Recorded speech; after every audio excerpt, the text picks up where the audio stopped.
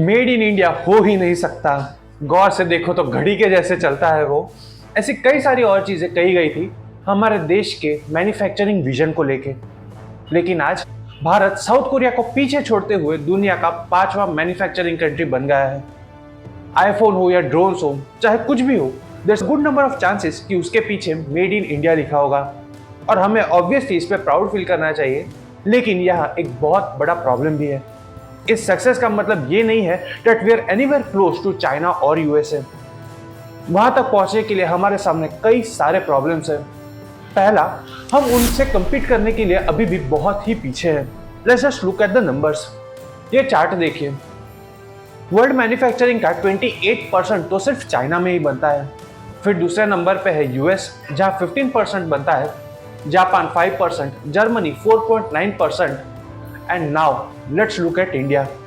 हम टॉप 5 में तो आते हैं, लेकिन हमारा हिस्सा सिर्फ और सिर्फ 2.9% है।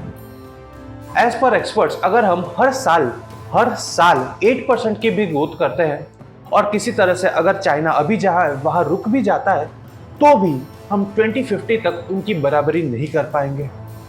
और इसके रीजन सिंपल है। आज भी हम मेजॉरिटी ऑफ द कंपोनेंट्स बाहर से मंगवा कर उन्हें सिर्फ जोड़ने का काम करते हैं। हमारी खुद की कोई इनोवेशन नहीं है। दूसरा कारण है हमारी प्रोडक्टिविटी गैप। हमने साउथ कोरिया को तो पीछे छोड़ के 5वें पोजीशन ले ली है, लेकिन जर्मनी और जापान के कंपैरिजन में, जिनकी पॉपुलेशन भारत का एक छोटा सा पार्ट होगी, उनसे हम बहुत ही पीछे हैं। तीसरा कारण है डोमेस्टिक जीडीपी का कम हिस्सा। भारत की जीडीपी में मैन्युफैक्चरिंग का हिस्सा अभी भी सिर्फ 14 to 16% है, whereas in countries like China और South Korea and even Vietnam, manufacturing का हिस्सा 25% या इवन उससे भी ज्यादा है। सो द क्वेश्चन इज कि क्या इन देशों को भी हम पीछे छोड़ सकेंगे? वेल, इट्स नॉट इम्पॉसिबल, पर मुश्किल जरूर है। इस गोल तक पहुंचने के लिए ना हमारे सामने कई सारे स्पीड ब्रेकर्स हैं, जिन्हें हटाए बगैर हम ग्लोबल मैन्युफैक्चरिंग किंग बन ही नहीं सकते। So let's talk about those 3 road blockages first. पहला तो है हाई लॉजिस्टिक कॉस्ट।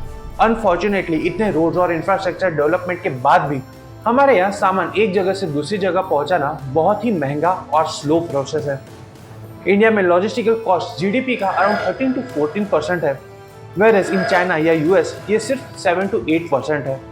जब तक हम हमारी ट्रेन, पोर्ट्स और रोड सुपरफास्ट नहीं बनाएंगे, तब तक कंपनीज का पैसा ट्रांसपोर्ट में ही वेस्ट होता रहेगा।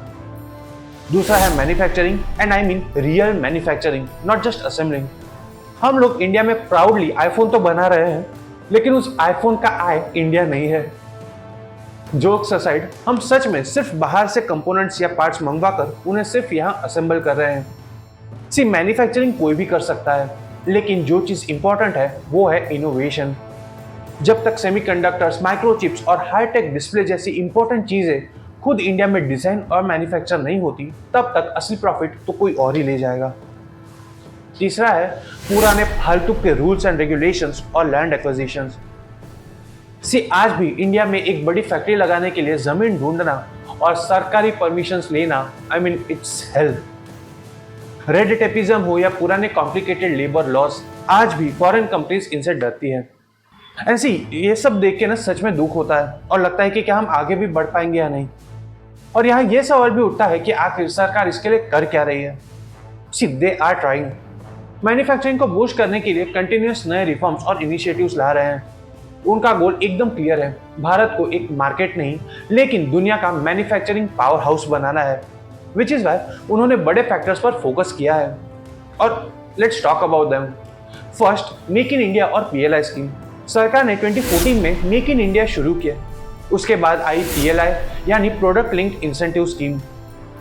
आसान शब्दों में कहूँ तो सरकार ने कंपनीज को कहा, इंडिया में आओ, सामान बनाओ, देश के लोगों को नौकरी दो और तुम जितना ज्यादा बनाओगे उतना ज्यादा इंसेंटिव मिलेगा। दूसरा है चाइना प्लस वन स्ट्रेटेजी। 2020 के बाद दुनिया की बड़ी बड़ी कंपनीज सिर्फ किसी एक देश पर निर्भर नहीं रहना चाहती थी। लॉकडाउन के बाद सबको पता चल गया कि they should not keep all their eggs in one basket, which is why सबको एक स्ट्रॉन्ग अल्टरनेटिव चाहिए था। और इंडिया से बेटर ऑप्शन और कौन हो सकता है, which is why we projected ourselves as an alternative और हमने कंपनीज को हमारे यहाँ अट्रैक्ट किया। तीसरा है डेमोग्राफिक डिविडेंड।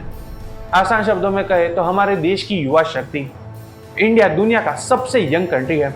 हमारे पास काम करने के लिए करोड़ों का युवा पॉपुलेशन है जो इंजीनियर्स है, टेक सेवी है और मेहनत करना जानते हैं। In short we have the best talent.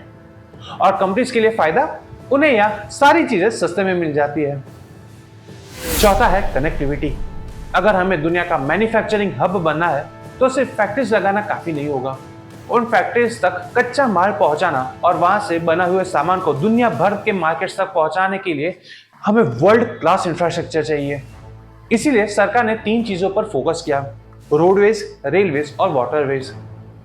अगर हम रोडवेज देखें तो पिछले 10 सालों में इंडिया ने कनेक्टिविटी के मामले में जो रफ्तार पकड़ी है उसने पूरी दुनिया को शॉक कर दिया है।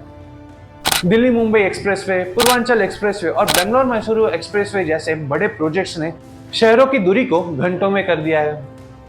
पिछले एक डेकेड में भारत ने हर दिन 25 से 30 किलोमीटर नेशनल हाईवे बनाने का रिकॉर्ड सेट किया है ताकि फैक्ट्रीज का माल बिना रुके अपने डेस्टिनेशन तक पहुंच सके। अगर हम वाटरवेज को देखें तो सागरमाला प्रोजेक्ट्स और पोर्ट का अपग्रेडेशन हुआ है।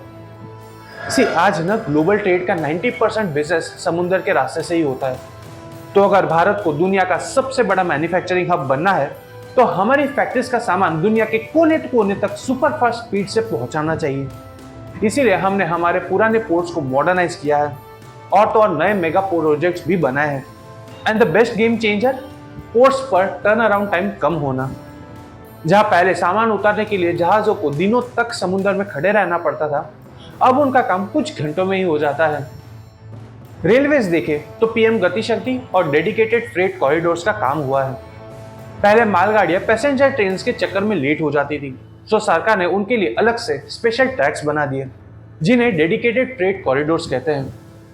अब मालगाड़ियां बिना किसी रुकावट के सुपर फास्ट स्पीड से भागती है और पीएम गति शक्ति जैसी डिजिटल प्लेटफॉर्म की वजह से अब रोड, रेलवेज और पोर्ट्स सब आपस में एक साथ मिलकर काम कर रहे हैं।